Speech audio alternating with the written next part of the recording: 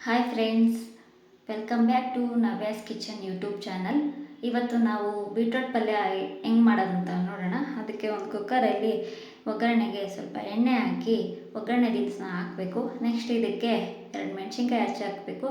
ಮೆಣಸಿನ್ಕಾಯಿ ಸ್ವಲ್ಪ ಫ್ರೈ ಆದಮೇಲೆ ಸಣ್ಣದಾಗಿ ಹಚ್ಚಿರೋ ಈರುಳ್ಳಿ ಹಾಕ್ಬಿಟ್ಟು, ಈರುಳ್ಳಿ ಸ್ವಲ್ಪ ಫ್ರೈ ಆದಮೇಲೆ ನೆಕ್ಸ್ಟ್ ಇದಕ್ಕೆ ಸ್ವಲ್ಪ ಟೊಮೆಟೊ ಹಣ್ಣು ಹಾಕ್ಬಿಟ್ಟು, ಟೊಮೆಟೊ ಹಣ್ಣು ಸ್ವಲ್ಪ ಮೆತ್ತಗಾದಮೇಲೆ ಅರಿಶಿನ ಪುಡಿ, ಖಾರದ ಪುಡಿ, ಧನಿಯಾ ಪೌಡರ್ ಹಾಕ್ಬಿಟ್ಟು ಎಲ್ಲ ಹೀಗೆ ಮಿಕ್ಸ್ ಮಾಡಿಬಿಟ್ಟು ಮಸಾಲೆ ಸ್ವಲ್ಪ ಹಸಿ ವಾಸನೆ ಹೋದ್ಮೇಲೆ ಅದಕ್ಕೆ ಸಣ್ಣದಾಗಿ ಹಚ್ಚಿರೋ ಬೀಟ್ರೋಟ್ನ ಹಾಕಬೇಕು. ಬೀಟ್ರೋಟು ಮತ್ತು ಮಸಾಲೆ ಎಲ್ಲ ಚೆನ್ನಾಗಿ ಮಿಕ್ಸ್ ಮಾಡಿಬಿಟ್ಟು ಅದಕ್ಕೆ ಸ್ವಲ್ಪ ಉಪ್ಪು ಹಾಕ್ಬಿಟ್ಟು ನೆಕ್ಸ್ಟ್ ಇದಕ್ಕೆ ಸ್ವಲ್ಪ ನೀರನ್ನು ಹಾಕ್ಬಿಟ್ಟು ಕುಕ್ಕರ್ನ ಲಿಡ್ನ ಕ್ಲೋಸ್ ಮಾಡಿಬಿಟ್ಟು 2ರಿಂದ 3 ವಿಸಲ್ ಹಾಕಿಸ್ಬೇಕು. 2ರಿಂದ 3 ವಿಸಲ್ ಹಾಕಿದ್ಮೇಲೆ ಬೀಟ್ರೋಟು ಚೆನ್ನಾಗಿ ಮೆತ್ತಗಾಗಿರುತ್ತೆ.